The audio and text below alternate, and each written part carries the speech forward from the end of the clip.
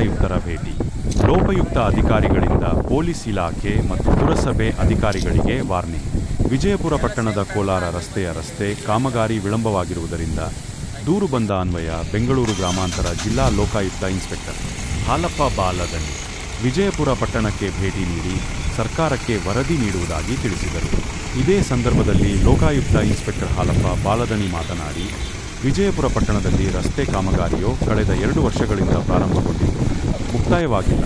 ಇದರಿಂದ ಸಾರ್ವಜನಿಕರಿಗೆ ಮತ್ತು ವಾಹನ ಸವಾರರಿಗೆ ಕಿರಿಕಿರಿ ಉಂಟಾಗಿದ್ದು, ಈ ಬಗ್ಗೆ ಸೂಕ್ತ ಕ್ರಮಕ್ಕೆ ಸರ್ಕಾರಕ್ಕೆ ವರದಿ ನೀಡಲಾಗುವುದು ಮತ್ತು ವಿಜಯಪುರ ಪಟ್ಟಣದ ಮೇಲೂರು ರಸ್ತೆ, ಗಾಂಧಿ ಚೌಕ ಸಂಚಾರ ವಾಹನ ದರ್ಪಣ ಹೆಚ್ಚಾಗಿರುವ ಕಾರಣ ಸ್ಥಳಕ್ಕೆ ಭೇಟಿ ನೀಡಿ ಪೊಲೀಸರಿಗೆ ಕ್ರಮ ಕೈಗೊಳ್ಳುವಂತೆ ಸೂಚನೆ ನೀಡಿದರು. ರಸ್ತೆಯಲ್ಲಿ ಅಂಗಡಿಗಳನ್ನು ಇಟ್ಟುಕೊಂಡಿದ್ದು ಕ್ರಮ ವಹಿಸುವಂತೆ ಪುರಸಭಾ ಅಧಿಕಾರಿಗಳಿಗೆ ಸೂಚನೆ ನೀಡಿದರು. ಇದೇ ಸಂದರ್ಭದಲ್ಲಿ ಪ್ರಭಾರಿ ಮುಖ್ಯಾಧಿಕಾರಿ ಸತ್ಯನಾರಾಯಣ, ಪರಿಸರ ಅಭಿಯಂತರ ಶೇಖರ್ ರೆಡ್ಡಿ ಹಾಗೂ ವಿಜಯಪುರ ಪೊಲೀಸ್ ಠಾಣೆಯ ಪಿಎಸ್ಐ ಖಾದರ್, ಆಶಾ ಪೊಲೀಸ್ ಸಿಬ್ಬಂದಿ, ಪುರಸಭಾ ಸಿಬ್ಬಂದಿ ಹಾಜರಿದ್ದರು.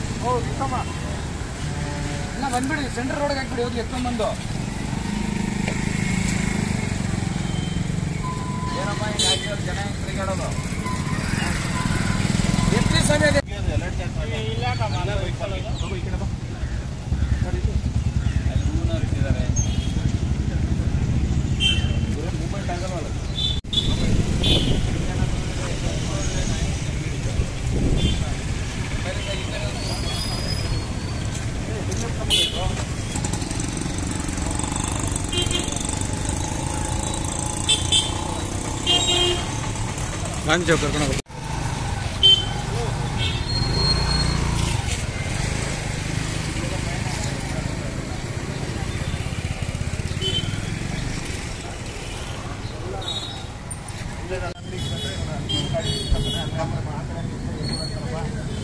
ತೆಗೀರಿ ಅದು.